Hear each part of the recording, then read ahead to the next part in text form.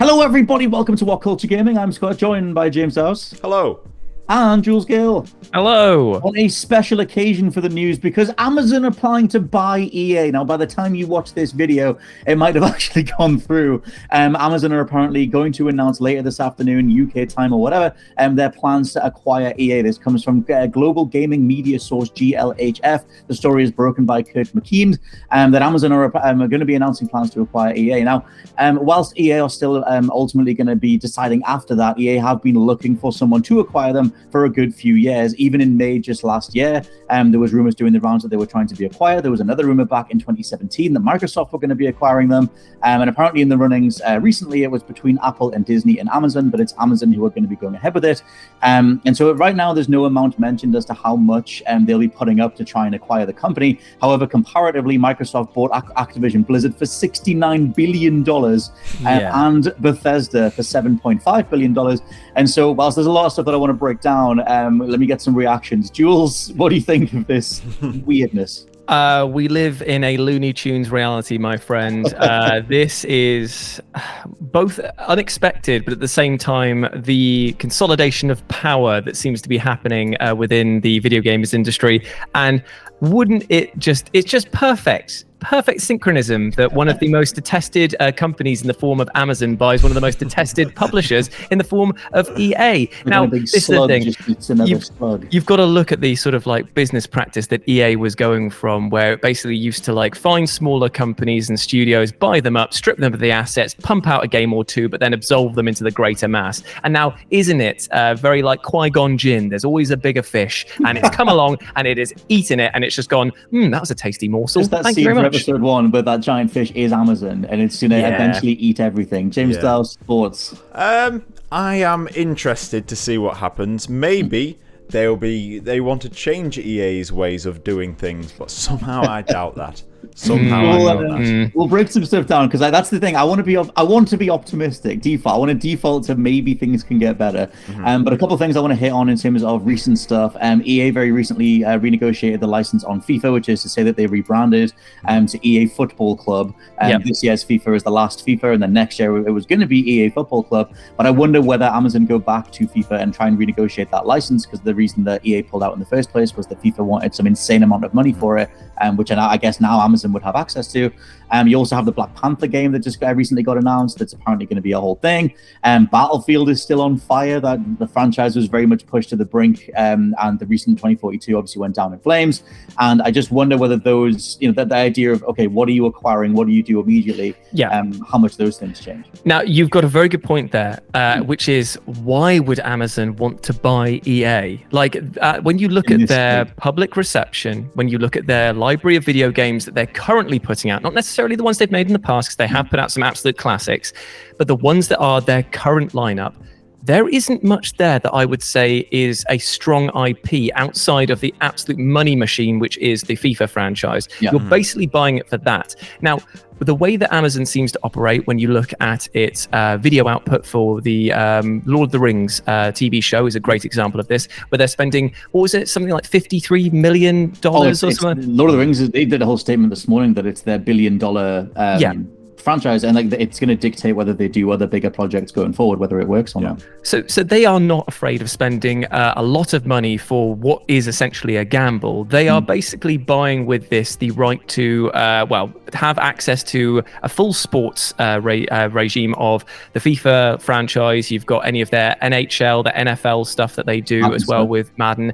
There's the potential that we might get boxing, and obviously UFC's back on. So that sports package that they bought there is pretty lucrative. But outside of that, what are you buying? So that's the whole thing. So let me run down some more stuff, and then we can get back to talking about it. Because my mind went to like the amount of franchises and devs that they've killed or bought out, and then you said shut down or whatever. So let me just run down some dead franchises. So if I just run all these stuff down, this is what they would potentially be acquiring. We do Def Jam, Mass Effect, Command & Conquer, Dragon Age, Medal of Honor, Dead Space, Need for Speed, Titanfall, Star Wars Battlefront, Burnout, and SSX. There's more than that. And obviously Dead Space is getting a remake, but that comes years years after EA killed it in the first place. You have Titanfall. Titanfall 2 had one of the worst release dates of all time as they attempted to compete with themselves and put it next to Battlefield. And in terms of dead developers, studios that were hired and then shut down, Visceral was obviously a massive one. There's Bullfrog, Blackbox, Pandemic, and Mythic. But the thing is, like, in terms of what they like, I want to like I said, optimism. I'm like, maybe they can go to those IP, and I know we're getting another Dragon Age, we're getting another Mass Effect, but they're so in the super early stages. But I wonder if we get a new Def Jam because of this, or we get re-releases of these titles. We're also getting a It Takes Two film, aren't we? Yeah, we are. Yeah. So will that now be Amazon? Maybe. I mean, that's the thing. The thing I was going to mention in regards to maybe why they've done this, and Jules, you were saying, like, why would you bother buying these when they're not that active in the gaming space, is maybe because they want to make them Amazon TV shows. Like, I wonder what the landscape looks like to them, because Amazon are doing the Fallout TV show. And so I wonder, if this is the whole thing, you do a Dead Space show, you do a Dragon Age show, a Mass Effect show, and now it all just belongs to Amazon. And I forgot that Amazon Luna exists as well, which I know is their Google Stadia adjacent thing, because gaming streaming is a whole other thing too. But if they're building a catalog of exclusives and reasons to care about Amazon in like a media space rather than just the company that gives you stuff later in the afternoon, then I wonder just how much that's the play kind of thing. I do have a more insidious thought as well, in that they bought EA so that they can turn their, like when you look at EA's biggest hitters, they have microtransactions out of the wazoo, basically. So what better marketing tool have you got than a series of high-profile, already microtransaction-heavy games, which then suddenly have the Amazon tag onto it? Because at the end of the day, much like the Google Lambda, the artificial AI that they're creating, when you boil an amazing piece of tech like that down, all it's trying to do is make you click on more ads. Amazon's sole purpose is to sell more things to you, and they've bought basically another medium with which to sell you things. The way that, I mean, the thing is, like, they want to be want to have a credible space in gaming, and they had that New World game, which it didn't really, that bombed, didn't it? Yeah. Absolutely bombed. It seemed to do much. So I don't know, at some point they're just too big to have any soul, like, creative thought. But it is kind of crazy watching, like, it's almost like a kaiju fight of all these different acquisitions that are going on, these giant companies that are battling it out. Mr. James Dowse. What I am interested in is, because they've got a partnership with Microsoft for Game Pass, EA is obviously part of Game Pass. Will Amazon be inclined to take them out of that to make their own Game Pass? I mean, why would they be supporting now the competition that they're just making for themselves? There is going to be a lot of overlap. There's a lot. I mean, me and Jules talked about on the UBP, like the fact that Death Stranding is going to be on PC Game Pass, even though it was a PlayStation exclusive, but it's not on Xbox Game Pass. Like, there's always this weird kind of overlap stuff anyway. But maybe, I mean, EA Play is part of Game Pass right now, which I guess benefited EA, quite considerably, but they're trying to remind you of EA Play. So I wonder if there's just Amazon logos all over that thing, and then they try and tell you, hey, by the way, if you spend this much money, you'll save this on a monthly service. It's just that whole thing of, like, whether monthly service rollouts just is the way going forward. There is potential for them to take the Xbox Game Pass model and apply it to Amazon Prime Pass, or whatever they want to call it, so that you get for a fee that's probably going to be much higher than what we're paying now. Like, how much is Amazon Prime a year in the UK? Is it about 70, 80 quid, like 90 quid, something like that, isn't it? So, yeah, something like that. Around that figure. So for that, you get obviously like free next day delivery on all the Prime stuff, and you get access to all of the Prime Video stuff that has that there. I'm not actually doing an ad read for this, by the way. I'm just telling you this is what it is.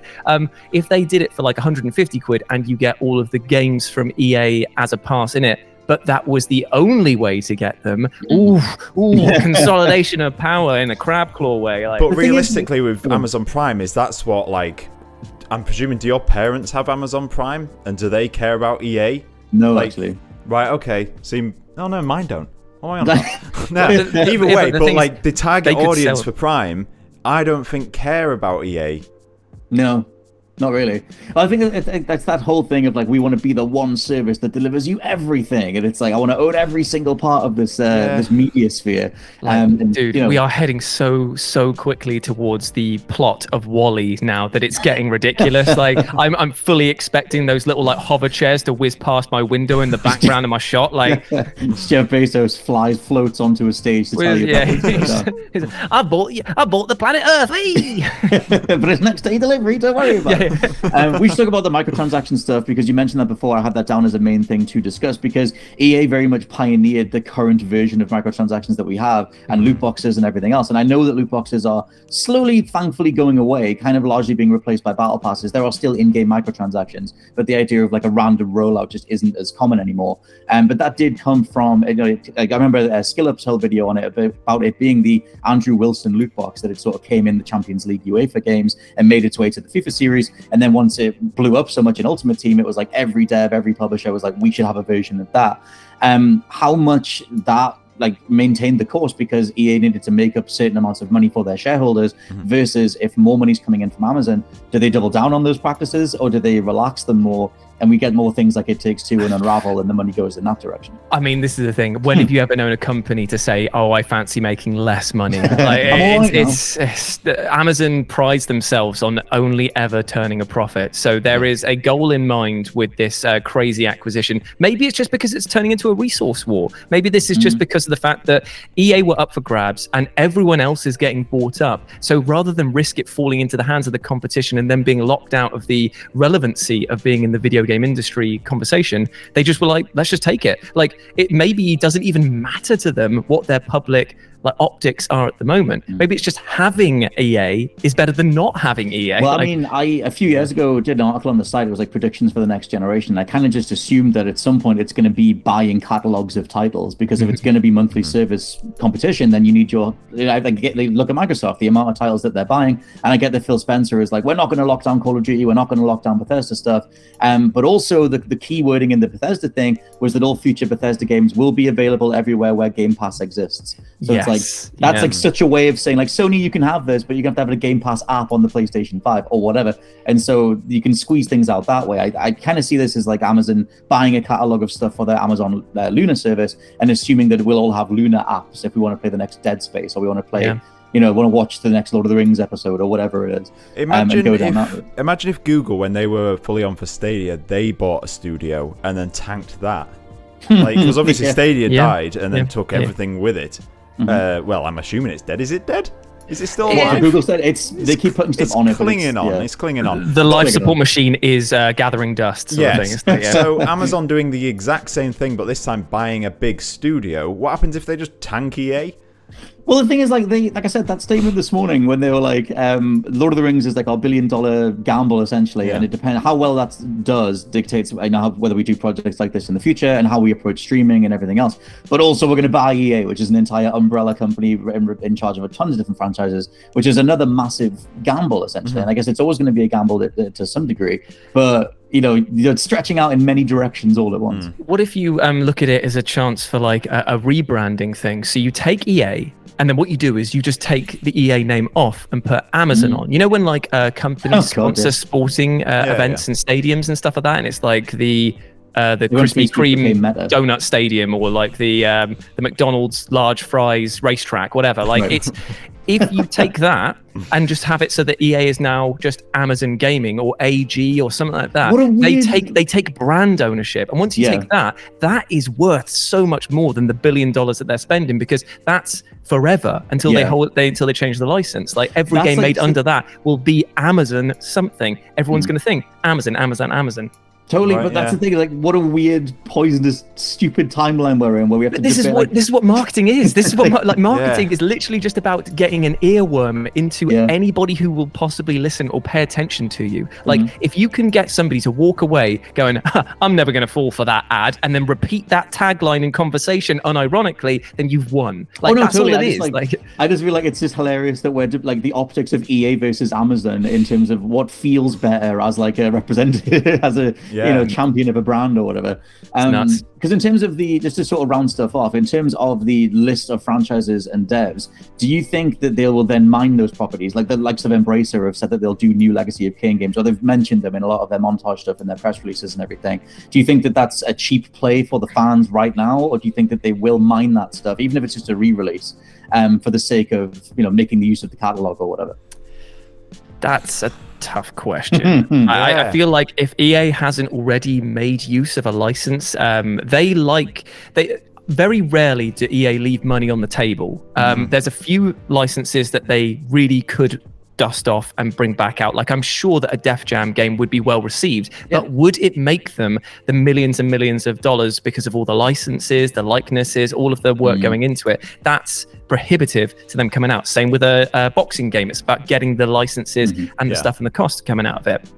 So I think like dusting off stuff that isn't a surefire hit for them, like if EA hasn't already done it, what's to say that Amazon would? They don't. Like, it's true. I think where EA put their money was like they were standard AAA dev of the last few years, where they want to do the biggest bets over and over and over again, put all the eggs in one basket, and they get the biggest return, and it just hasn't worked. Like I just wonder, like, why isn't there an SSX trilogy pack, or why isn't there a Def Jam pack or a Burnout pack or something? Like they did the Burnout Paradise remaster, but that was it. We didn't get like Burnout 3 or Takedown or whatever the hell. I can't even think of the name. Revenge is the other one. And so it's like, why not make those things available on modern hardware? Like that seems like really obvious open goals. But like you said, Jules, either they don't want to renegotiate the license fee, or they don't want to pay the devs to do that sort of basic work. Are EA also Amazon also getting Star Wars and The Simpsons with this? It's that, so in theory, but then that's that weird overlap thing of like EA's deal was reneged on. Like they initially signed that deal for Star Wars in 2013, which is where like they did their versions of the Battlefront games. But I wonder what the specifics of those deals are. Like I imagine the Battlefront name belongs to EA, which would then belong to Amazon. But Star Wars itself is obviously back with LucasArts or whatever, the new version of LucasArts. Yes. Yeah. So I don't know, like things like that will be interesting to see, because EA used to be the name in movie tie-in stuff. Like even like Lord of the Rings, even that is interesting because Lord of the Rings just got bought out by Embracer, like as an IP. But Lord of the Rings, the games, the movie games, were EA back in the day, the Two Towers, the Return of the King game. So that's a whole corporate mess meeting thing for them to sort out. But in theory they also get that back catalog, but as to the specifics of what they can put back out again, I imagine there's way more conversations that have to happen. But as it stands, like I said, by the time you watch this, it might have already gone through. Amazon are announcing plans to buy EA, and we'll see what happens from here on out. For now though, I've been Scott from WhatCulture.com, joined by James House. Thank you. And joined by Jules Gill. Thank you. Let us all know what you think down in the comments below, and we'll catch you next time. Goodbye. Thank you.